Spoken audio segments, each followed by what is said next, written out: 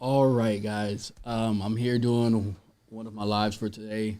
Today we're going to be talking about something real simple. It's basically what you need to know as a upcoming either executive and or CEO. Right now, if you guys don't know, I am in a position where I am going to be becoming the CEO in the next 2 to 3 years. Thanks, Shane. Um, but here are some things that I have learned and noticed in the time of training, because I'm in a training period at the present moment, learning the entire business, learning what I need to know, and learning what it really takes to become a CEO. That's not just the numbers and the math. Um, First thing you need to know is not it's not easy. Easily said. It is not easy to do this. You have to have a little bit of tough skin in order to make this thing happen, especially while you're in training. Another thing you must know is you will be the first person to be blamed for everything and the last person to be thanked, period. And that goes to show because you are at the top. They see you. You are the face. Typically, you are the one making the last decision, writing off on the last decision. So you will be the first person blamed if something goes wrong, but you'll be the last person thanked when something goes right. So again, being able to take yourself out, take the emotions out, and keep going is going to be a very pivotal part of you being able to be successful as a CEO and or an executive in a company, right? Also, you have to learn people. CEO is literally a manager's manager. You have to be a super manager in order to be an effective CEO and executive.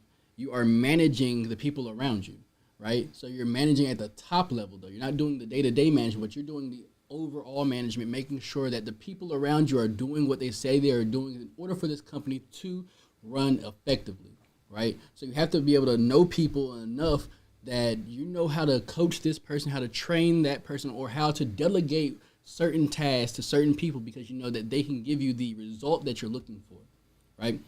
Um, Also, being a CEO, you have to learn the mastery of at least one business quality, at least one. You can either be a salesperson that they know for a fact if something's going down, the business is not working the way it was working, or we might not be liquid like we were, things of that nature, that you can close the deal.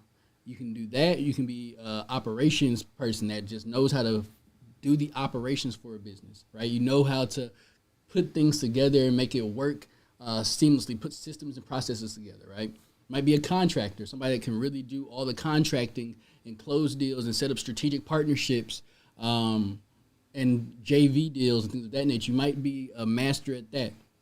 You might be a master networker, knowing how to put your business in places that typically wouldn't be there if you weren't able to say, hey, my name is blah, blah, blah, do this. How can we help you?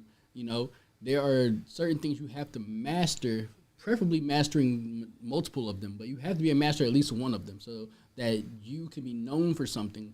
I know maybe you guys might probably don't know who, I think his name is David Rutledge.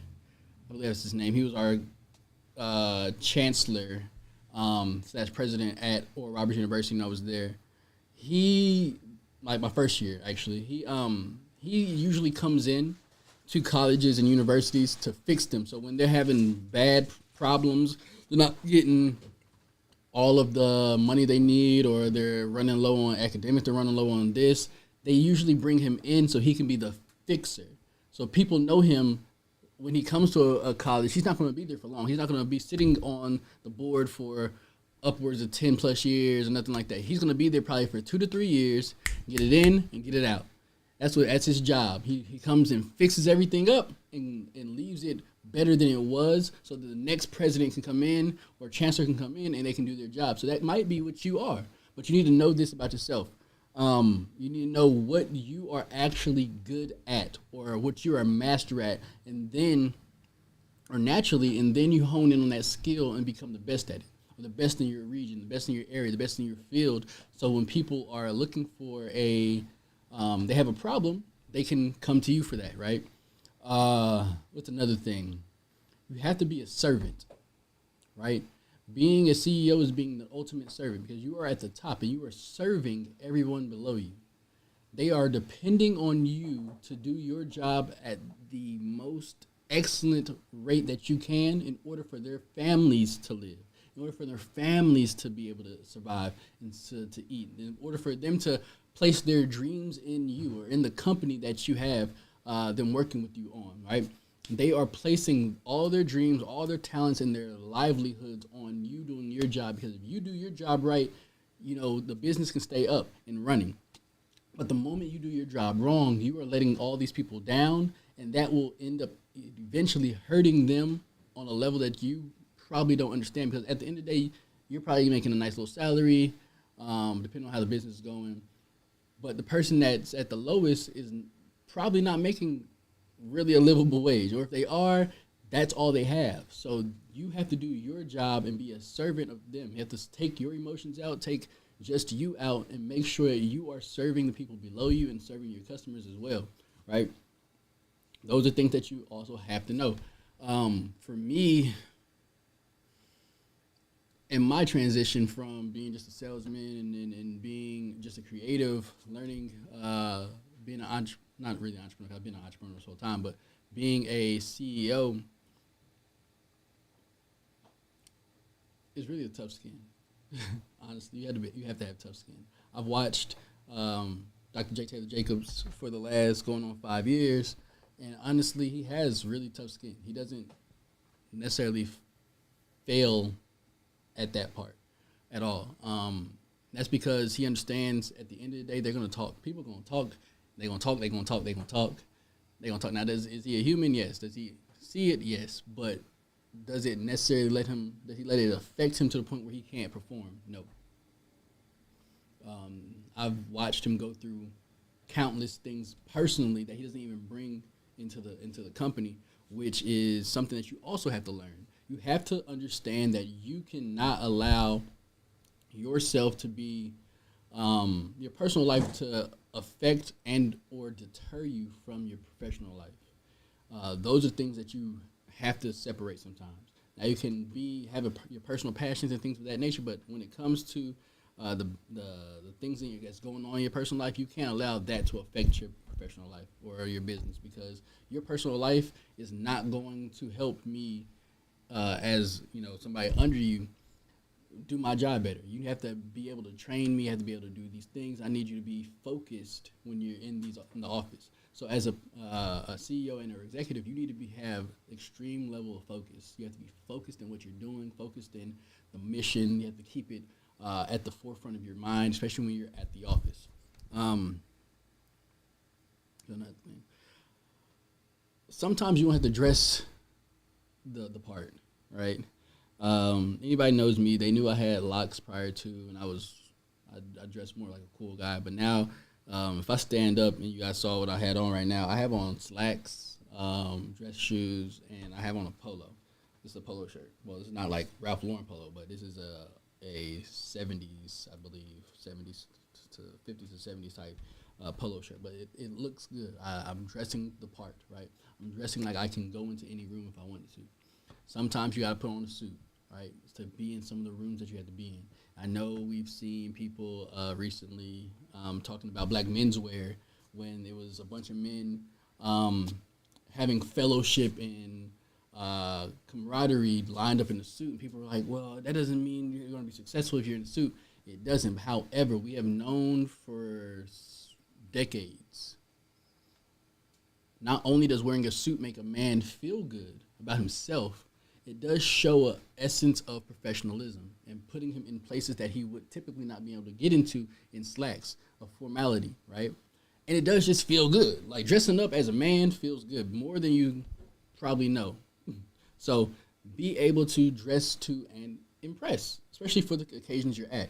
Understanding the room, being able to read the room, where you're going, right? If you know that your client is a fashion house, you might want to dress in your best fashion. If you know that they're a workout space, you might want to dress when you're going to meet them like you're going to work out, so that you fit the room that you're in, that you can be a chameleon in a way. Another thing, try to be on time. Now, we understand most people that you're going to meeting with are probably at a lower level than you, or wanting to work with you, but try to be on time, because being on time is it just shows courtesy, shows that you're disciplined, shows that you have tact. Um, that's a huge thing. Just try to be on time, right? And being on time doesn't mean getting there when the meeting starts. It means being there early, being prepared, right? Be on time. Um, what else can we talk about here? Understand that whatever you do is being watched. Period. They watching you. They're either watching to uplift you, but typically they're watching to try to tear you down, find weaknesses in you. So make sure your front face and your back face kind of talk to each other, right? And front face is what you show to the people, but your back face is what you show to yourself and usually your peers. Make sure they're kind of the same, very similar. Don't be out here perpetrating being one person and you're actually somebody else, right? Because it will catch up. So be who you are. Understand who you are. Do a self-audit of who you are so that you're able to be and present how you need to be presented, or be taken in, because you don't want, your back face to end up coming front and it's a completely different person, and then now you have ruined a lot of things, right? So make sure you kind of do a self-audit of what's going on, your triggers, the skeletons in your closet, sweep them up, clean them up. Sometimes you got to let them out in the beginning so people know who they're dealing with, see where they're going. Be transparent. Transparency is a huge thing. People don't necessarily leave companies because of the company. They usually leave because of the manager or the person at the top. They don't feel like that person is transparent. They don't feel like that person has their best interest at heart. They don't feel like that person is actually doing what they say they're going to do. Be a person of your word. Be a person that's going to do what you say you're going to do, right? Always be looking for the next best thing as well. Be ahead of the curve. As a CEO and or executive, you have to be ahead of the curve. You can't be thinking that you can just coast around. You have to be prepared in order for you to be able to go further in your career, take your brand further, take your company further, expand and or scale. You have to be studying your craft. Like when I'm done with this, I'm going to watch this film over and over and over. Why? Because I need to know, what could I have done to make it better? What could I have done to hone in on the spot? Do I need to take the time to just slow it down? Do I need to raise my voice, or do I need to bring it down? As Shan says, I talk in lowercase sometimes, and I do that on purpose, typically for networking, to make you focus in on what I'm saying, so that you have to lean in and listen, right? These are just little techniques that I do on my own. I'll be able to tell you guys about those later. But also document as much as you can. That's a thing that a lot of people fail because they think, okay, I'm just going on. They should be taking their own notes. But you document your process, because there is going to be a time when you will be replaced. And you want to make sure that the replacement is able to come in on your footsteps and keep going forward, not having to figure out what's going on, being confugled. I think that's a word I just made. But you don't want them to be confugled. You kind of know what confugled sounds like and what it means. Confused. And having to play catch up. You want to make sure that they are able to walk in and run on stride with you, and then take that baton to the next level, right? To the end zone, or to the finish line. So those are things that I believe everybody needs to know as future CEOs and or executives, because these are things that are going to come up no matter what. It doesn't matter if you know everything or have the application, the theory of strategy, the theory of marketing, the theory of this, but these are the character skills that you're going to have in order for you to be an excellent CEO and an excellent executive in the company. So let me go ahead and get off of here, because we got things to do. If I wanted to do that, I'll be back a little later to talk to you guys again. We'll see.